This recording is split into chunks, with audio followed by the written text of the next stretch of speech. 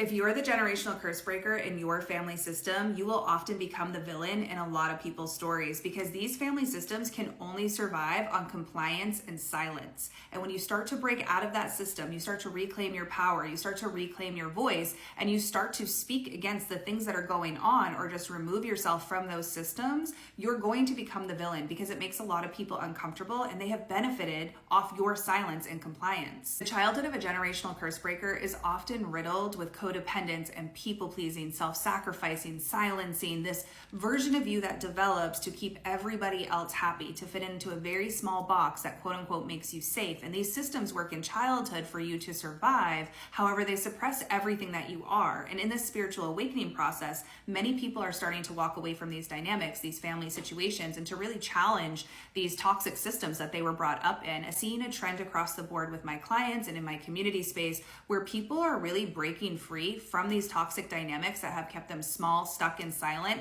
and have played into their lives in so many ways that they're just now realizing. And as you pull back from that system, as you no longer participate, you become the villain. You are the one who is challenging everybody, and you're also removing yourself as the resource that they've been feeding off of. When you start to break free, those who benefited off of you the most are going to be the ones who have the strongest reaction, and you become the villain in their story. You're the problem. You're the crazy one. Everybody else is on board with this except for you.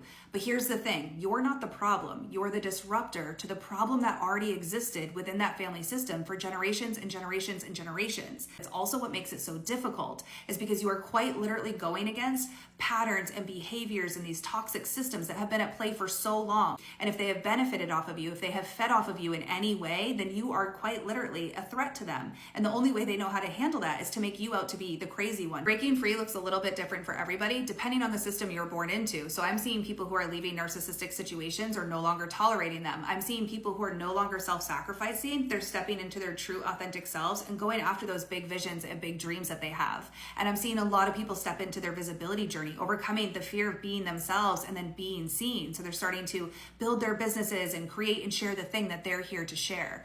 What you need to know is when this happens, it challenges everybody. And when you start shining your light, that is a direct reflection on those who are not shining their light and those who are choosing to remain powerless to these very systems. And when you do that, you will either become the villain in their story or you are going to become the one that they want to slyly pull back. And that starts with underhanded comments. That starts with sly little remarks, things that are going to make you question yourself. You need to know that you are not the problem and that breaking free is what you came here to do. And as you do this, you are so divinely supported in what it is that you are going to move forward towards and what you're breaking free from, but it will challenge every childhood wound. So remember, you are not the problem. You are the one who came to disrupt the problem.